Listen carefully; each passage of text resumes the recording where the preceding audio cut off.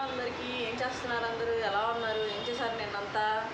అందరూ హ్యాపీగా ఎంజాయ్ చేశారనుకుంటున్నాను. నిన్న ఎవరెవరు ఏం చేశారో కింద కామెంట్ పెట్టండి ఫ్రెండ్స్. ఇవాళ మనం మాట్లాడుకోవాలనుకున్న టాపిక్ ఏంటంటే social service. Social service, charity, సేవ ఇవన్నీ ఒకదానిలో కిందకి అండర్ రూఫ్ అనమాట, ఒకదాని కిందకే వస్తాయి.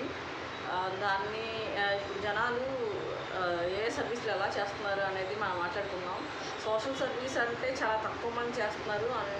మిగతా వాళ్ళందరూ ఆ సోషల్ సర్వీస్ పేరుతో బిజినెస్ చేస్తున్నారు. అది మీకు అర్థమైందో అర్థం అవ్వలేదో నాకు తెలియదు, కానీ సోషల్ సర్వీస్ అంటే నథింగ్ బట్ బిజినెస్ అనే స్టేజ్కి ఇప్పుడు వచ్చేసింది అనమాట. చేసేది ఇంత, దాని వెనక లాగేది ఇంత అన్నట్టు ఉంది. అయినా సోషల్ సర్వీస్ చేసే ఉద్దేశం ఉన్న ఎవరు పబ్లిసిటీ కోరుకోరు ఫ్రెండ్స్. ఫస్ట్ థింగ్ ఇది ఒకటి తెలుసుకోండి, మనకి సోషల్ సర్వీస్ చేయాలి అనే ఒక ఆలోచన ఉందంటే దాని గురించి మనం పబ్లిసిటీ కోరుకోకూడదు ఎప్పుడు. పూర్వ రోజుల్లో ఒక మాట చెప్పేవాళ్ళు, మనకి కుడి చేతితో చేసిన దానం ఎడం చేతికి కూడా తెలియకుండా చేయాలి అనేవాళ్ళు. ఎందుకు చేయాలి అనేవాళ్ళు అంటే మనం ఏదైనా సరే ఒక ప్యూర్ హార్ట్తో చేయాలి, అంతేగాని ఇది వైరల్ అవ్వాలి, ఇది పబ్లిసిటీ అవ్వాలి, దీనివల్ల మనకి పేరు వచ్చేయాలన్నది చేస్తే అది సేవ అవ్వదు. ఎట్ ది సేమ్ టైం అవతల వాడి మనోభావాలు కూడా దానిలో ఇంక్లూడ్ అయి ఉంటాయి, అది మర్చిపోతాం మనం. ఇప్పుడు వాడికి తీసుకునే స్టేజ్ ఉండొచ్చు, మనకి ఇచ్చే స్టేజ్ ఉండొచ్చు, కానీ దాన్ని ఫోటోలు తీసుకొని ప్రచారం చేయడం అనేది ఎంతవరకు కరెక్ట్ నాకు అర్థం కాదు. అంటే మీరు ఒక 1 month సరుకులు ఇచ్చి కూడా దాన్ని కూడా లేకపోతే 1 month సరుకులు అవసరం లేదు, ఒక రైస్ ప్యాకెట్ ఇచ్చి కూడా, అంటే 1 kilo రైస్ ప్యాకెట్ ఇచ్చి కూడా దాన్ని కూడా పబ్లిసిటీ కింద వాడుకుంటున్నారు. దయచేసి అది ఎట్టి పరిస్థితుల్లోనూ అది సోషల్ సర్వీస్ అవ్వదు, మీ పబ్లిసిటీ స్టంటే అవుతుంది. దానికి ఒక్కొక్కళ్ళు ఒక్కొక్కటి, అంటే ఎందుకు వీడియోలు తీసుకుంటారు, ఎందుకు ఫోటోలు తీసుకుంటారు అనే దానికి ఒక్కొక్కరు ఒక్కొక్క ఎక్స్ప్లెనేషన్ ఇస్తారు. అంటే ఎలా అంటే ఒక చెత్త ఎక్స్ప్లెనేషన్ అనమాట. ఏంటంటే మనం చేసి పెడితే దాన్ని చూసి ఇన్స్పైర్ అయ్యి ఇంకో నలుగురు చేస్తారు కదా అనే ఒక వర్డ్ వాడతారు. నువ్వేమి జాతినేం మేల్కొల్పాల్సిన అవసరం లేదు. ఏంటంటే చెయ్యాలి అనే ఆలోచన మాత్రం ఈ వీడియో చూసే మేల్కోడు, డెఫినెట్గా చేస్తాడు. చెయ్యాలి అనుకున్నాం అంటే దేశంలో దానం చేసేవాళ్ళు లేకపోతే ఈ ప్రపంచం అయితే ఇలా ఉండదు. డెఫినెట్గా ఇలా చేసి ఫోటోలు తీసుకునే వాళ్ళకి అలా అయితే కాదు. కొన్ని లక్షల కోట్లు లేదా 100 కోట్లు దానం ఇచ్చి కూడా సైలెంట్గా ఉండే వాళ్ళు ఉంటారు. దయచేసి మీరు అదొకటి అర్థం చేసుకోండి. పబ్లిసిటీ పేరు, చారిటీ పేరుతో పబ్లిసిటీ చేసే వాళ్ళని ఎంకరేజ్ చేయదు. ఫస్ట్ ఏంటంటే తీసుకునేవాడికి మనోభావాలు ఏంటంటారేమో, ఆకలి మనిషితోటి ఎంత హీనస్థితినైనా చూసేలా చేస్తుంది ఫ్రెండ్స్. అంత మాత్రాన ఆ మనిషికి ఆత్మాభిమానం ఉండకూడదు అనుకోవడం అది కరెక్ట్ కాదు అసలు. నన్ను అడిగితే ఇవాళ రోజున నీ దగ్గర తీసుకుంటాడు, రేపు పొద్దున వాడు ఇచ్చే స్టేజ్లో ఉంటాడు. నీ దగ్గర తీసుకున్న ఇది ఎప్పుడూ మర్చిపోడు, ఆడు కూడా వేరే వాళ్ళకి చేసే స్టేజ్ వస్తుంది. అది కావాలని కోరుకోవాలి, కానీ ఇది చూసి మనం పబ్లిసిటీ పెట్టి దానికి ఎన్ని వ్యూస్ వచ్చినాయి, ఎన్ని కామెంట్స్ వచ్చినాయి, ఆ కింద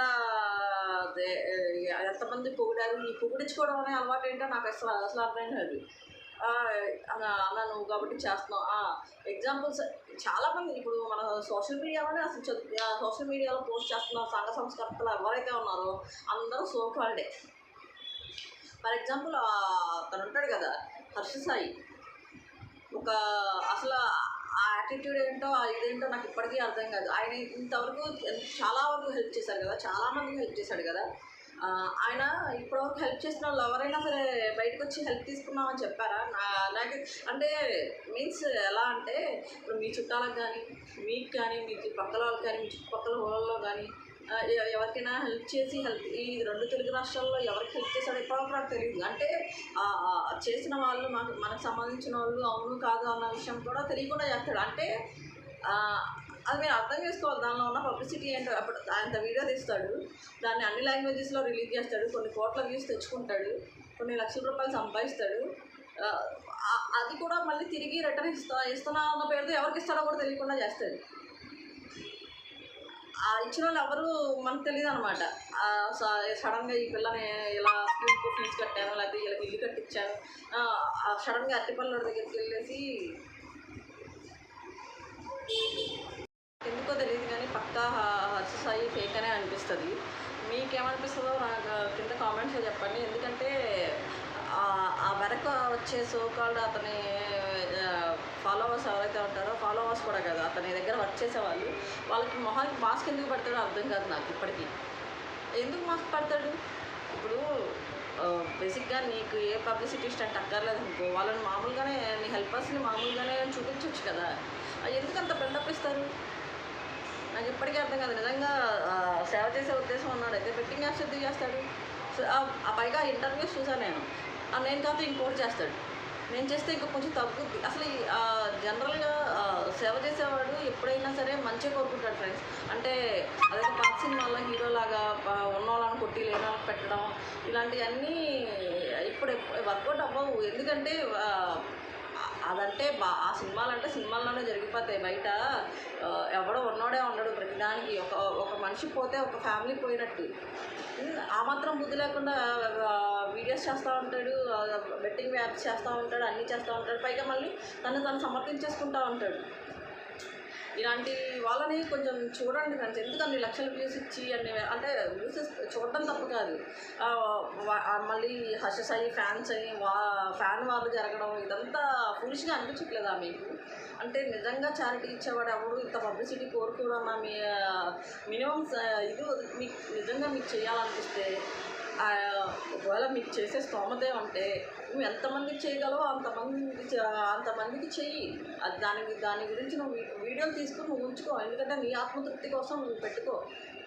లేదంటే నీ జస్ట్ మీ ఒకరిద్దరు ఫ్రెండ్స్కి షేర్ చేయి. అలాగే నువ్వు చేయాలనుకున్నప్పుడు నాకు ఇలాంటి చేయాలన్న ఆలోచన వచ్చిందా, మీరు ఏమైనా సపోర్ట్ చేస్తారా, మీరు కూడా యాడ్ అవుతారా అని చెప్పి వాళ్ళ హెల్ప్ తీసుకో. అంతే తప్ప ఇలాంటి పబ్లిసిటీ స్టంట్స్ చేయకండి ఫ్రెండ్స్. చారిటీ లాగా అంటే మనం ఏదైతే ప్యూర్ హార్ట్తో చేస్తామో అది ప్యూర్ హార్ట్తో చేయండి, దాన్ని పబ్లిసిటీ కోసం వాడద్దు దయచేసి.